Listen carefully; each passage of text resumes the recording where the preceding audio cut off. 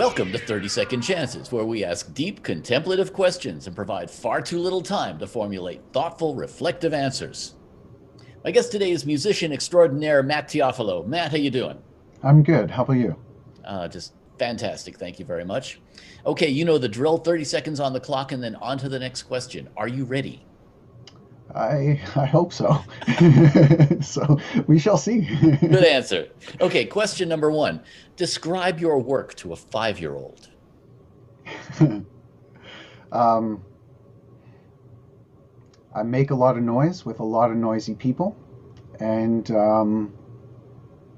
we just basically have fun every day, all Clean them day. like recess, right? Basically, yeah. No math. Recess in the key of D. Yeah, exactly. That's awesome. Excellent. Okay.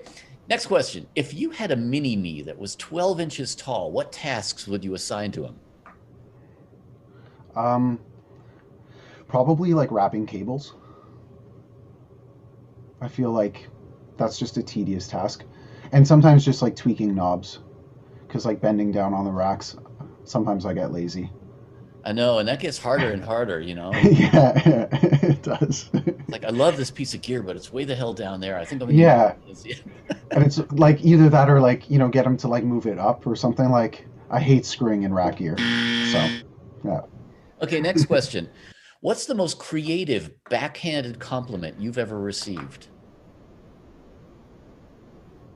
I want to say, oh, that sounds pretty good. I can't wait till it's mixed, and that was a mix. Yeah. Oh, ow. Yeah. And yeah, you're like, oh, okay. Let's. So, what are your notes for revisions?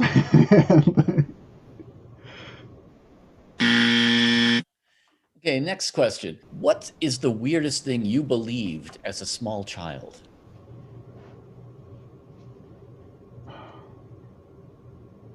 I don't know. The first thing that comes to mind is like that my parents like knew everything, and then you get older and you realize they don't know anything. So, Well, actually, you go through the stage where they don't know a goddamn thing. right, right, And then, right. as one of my kids said to me once, you got a hell of a lot smarter when I turned about 20. Yeah, yeah. Yeah, that's so true. It's true, yes. Next question. What's the one piece of gear you regret selling and why? I got to be honest. I've never sold a piece of gear. I am a hoarder. That's yeah. So I refuse to sell. I mean, this is only like one of my keyboards. There's another like MIDI controller in front of me, and I have about three or four other ones in storage along with a keytar. So yeah, I don't sell any gear. Well, as fair warning, I have a close friend who is also a hoarder. He has recently been cleaning out his warehouse space. Yeah. Next question. What album or show would you love to have mixed, and what would you have done differently? Hmm. That's a very good question.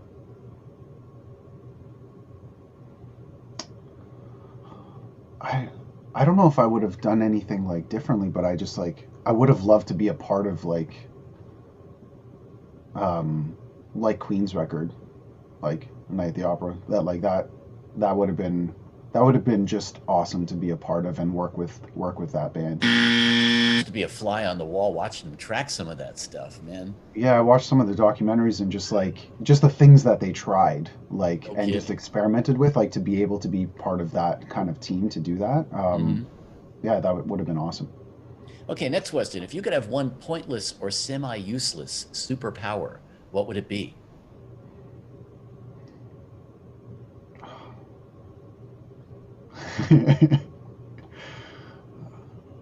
I don't know. I'm trying to think of something that would be useless. Be All I can think of is semi-useless. like semi-useless. I don't know, I, semi-useless. I had one guy who wanted to be able to open cans by looking at them. I mean, there you go. That's semi-useless, right? Yeah. Um, I mean, I would like to just. I mean, I have two perfectly good hands even when I'm playing piano or whatever, but like maybe just like the ability to like look at a page and turn it just by looking at it. Okay, I love it. Sheet music man. Yeah. He knows his sheet. Sorry. Ooh, but thanks. I'm here all week. Okay, next question. The Mat Teofilo action figure has just been released. What two must-have accessories are bundled with it? Um, I'd probably say a keytar for one, even though no one else thinks they're cool. I do. Guitarists hate them. And, Yes, they do. especially when you can rip a solo better than they can on it. So, Goddamn keyboard player, stand over there. yeah. And what else would it be? I don't know. Probably just a plate of pasta. I don't know. I could always eat pasta. So, Next question. What's the strangest thing you've ever done for money? um, I do it. I guess to some people this is really strange. I mean, I've been a choir director at my church and stuff for I'm probably going on over 15 years. So one of the strangest jobs is probably playing funerals. Um, so yeah, like singing and playing for various funerals and that sort of thing. Slightly depressing, but someone needs to do it, and Okay. it pays bills. Okay, next question. What skill do you possess or have you developed that you would have never imagined would come in handy in your work, but has? um,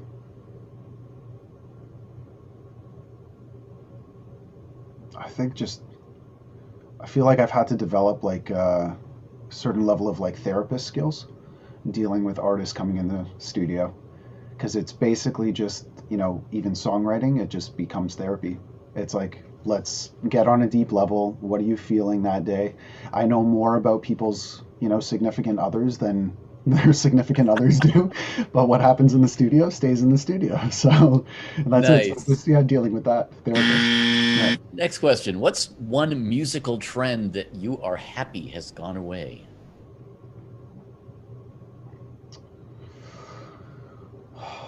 I know more trends that I'm like not happy with that are coming that are sticking around. That you wish would go away?